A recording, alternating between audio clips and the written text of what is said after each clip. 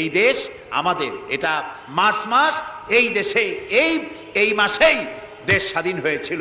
সেই স্বাধীনতার জন্য যারা জীবন দিয়েছিলেন তাদের জন্য আমরা মোনাজাতে দোয়া করব, এবং এই স্বাধীনতা সার্বভৌমত্ব কিয়ামত পর্যন্ত আল্লাহ যেন এই দেশে টিকিয়ে রাখেন, সেজন্য আল্লাহর কাছে আমাদেরকে দোয়া করতে হবে। স্বাধীনতার কত দাম এটা বুঝতেছে আজ প্যালেস্টাইনের ফিলিস্তিনি মুসলমানেরা, বুঝতে পারছে কাশ্মীরের মুসলমানেরা, বুঝতে পারতেছে চেচনিয়া বসনিয়ার মুসলমানেরা।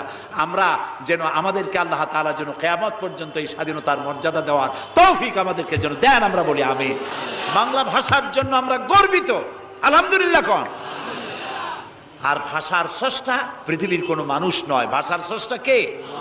আল্লাহ চুজ করেছেন আমাদেরকে বাংলা ভাষার জন্য, তাই আমরা বাংলা ভাষী। আর বাংলা আমার প্রিয় ভাষা, আমার মায়ের ভাষায়, আমার বাপের ভাষায়, এই বাংলা ভাষায় কোরআন শরীফে